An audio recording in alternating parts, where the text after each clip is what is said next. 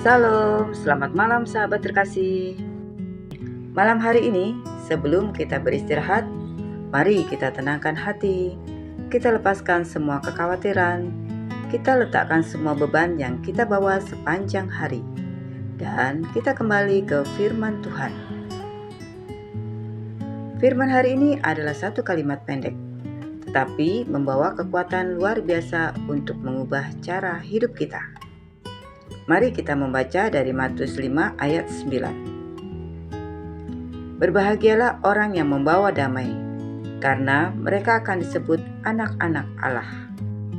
Ini bukan hanya sebuah ajakan, tapi identitas yang Tuhan siapkan bagi kita. Sahabat terkasih, dalam bahasa aslinya, damai bukan sekedar bertengkar. Damai berarti salom, keutuhan, keselarasan, hati yang tidak terpecah, relasi yang pulih, pikiran yang tenang. Menjadi pembawa damai bukan berarti kita harus menjadi sempurna. Bukan berarti kita harus selalu menang dalam debat. Bukan berarti kita tidak boleh kecewa. Menjadi pembawa damai berarti kita menghadirkan suasana Tuhan dimanapun kita berada. Lewat tutur kata, lewat sikap lembut, lewat cara kita menanggapi masalah, lewat keputusan kecil setiap hari. Damai bukan hanya hasil, tetapi kehadiran. Dan ketika damai hadir, Tuhan dikenali di dalam diri kita. Sahabat terkasih, ada seorang perempuan muda bernama Alia. Suatu malam, ia pulang kerja dalam keadaan letih. Di rumah, ia melihat adiknya dan ibunya bertengkar hebat. Suasana rumah tegang seperti bara api. Setiap kata menjadi percikan, setiap nada menjadi pukulan. Alia ingin marah. Ia lelah, ia stres, ia ingin berteriak. Kenapa sih ribut terus? Tapi ia menahan diri. Ia duduk di antara mereka dan berkata pelan. Kalau kita bicara sambil marah, kita tidak akan mendengar isi hati satu sama lain. Saat itu juga, suasana mulai berubah sedikit demi sedikit. Suara yang keras mulai menurun, nada marah berubah menjadi lirih. Dan malam itu, mereka bertiga akhirnya duduk bersama, menangis, saling minta maaf, dan saling mendengarkan. Apa yang Alia lakukan? Ia tidak menyelesaikan semua masalah. Ia tidak menyelesaikan semua luka lama. Ia hanya menghadirkan damai. Dan damai itu mengalir. Malam ini, Tuhan ingin mengingatkan kita.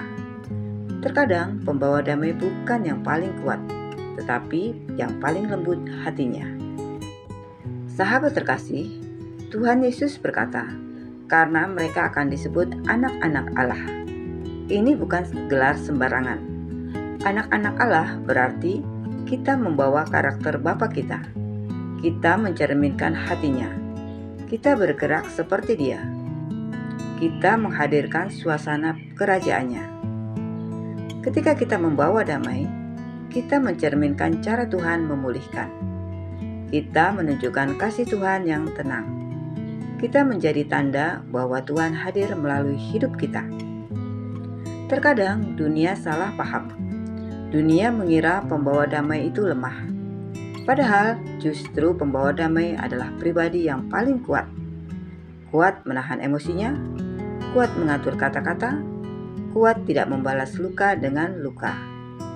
Sahabat terkasih, mari membawa damai di 3 area penting. Yang pertama, damai dengan Tuhan. Kadang kita gelisah karena jauh dari Tuhan, bukan karena masalahnya besar. Rasa bersalah, rasa tidak layak, rasa takut membuat hati hilang damai. Damai dengan Tuhan datang ketika kita berkata, Bapa, aku kembali, ampuni aku, pulihkan aku. Ketika hubungan dengan Tuhan pulih, damai mulai mengalir ke seluruh hidup kita. Yang kedua, damai dengan diri sendiri.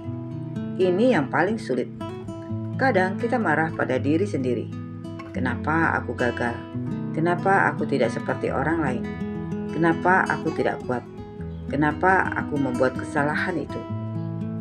Tuhan ingin berkata malam ini, "Anakku, berdamailah dengan diri sendiri. Aku sudah mengampunimu." Orang yang berdamai dengan dirinya sendiri akan memancarkan damai kepada orang lain. Yang ketiga, damai dengan orang lain. Tidak semua konflik harus dimenangkan. Kadang kemenangan terbesar adalah ketika kita memilih untuk tidak membalas. Bukan karena kalah, tapi karena kita besar di dalam Tuhan. Kita tidak bisa mengontrol semua orang, tapi kita bisa mengatur hati kita. Pembawa damai bukan berarti kita membiarkan orang menyakiti kita terus-menerus, tetapi kita memilih respon yang bukan berasal dari kepahitan, melainkan dari kasih. Sahabat terkasih, mari kita menjadi pembawa damai dalam kehidupan sehari-hari. Yang pertama, mulai dengan suara hati yang tenang. Jangan terburu-buru menjawab ketika hati sedang panas. Yang kedua, berdoalah sebelum menanggapi. Yang ketiga, perhatikan kata-kata kecil.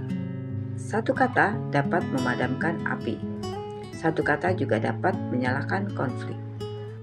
Yang keempat, hadirkan suasana aman. Pembawa damai menciptakan tempat di mana orang lain merasa didengar. Yang kelima, tidak membalas ejekan dengan amarah. Ketika kita tidak membalas, kita memutuskan rantai konflik. Yang keenam, mari kita ingat bahwa hidup kita adalah kesaksian. Orang bisa melihat Yesus lewat cara kita membawa damai. Sahabat terkasih, dunia membutuhkan banyak hal, tapi paling banyak membutuhkan pembawa damai. Di tengah dunia yang penuh tekanan, di tengah relasi yang sering retak, Tuhan memanggil kita malam ini. Jadilah pembawa damai di mana kita berada. Kiranya malam ini hati kita dipenuhi damai Tuhan, damai yang tidak tergoncangkan oleh apapun. Sahabat terkasih, mari kita berdoa bersama. Bapa yang Maha Baik, terima kasih untuk firman-Mu malam ini.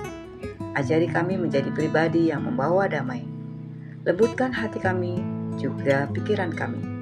Pulihkan setiap hubungan yang retak. Dan pakailah hidup kami menjadi saluran kasih-Mu. Biarlah malam ini kami tidur dengan damai. Dan besok bangun dengan hati yang baru. Dalam nama Tuhan Yesus Kristus, kami berdoa dan mengucap syukur. Amin.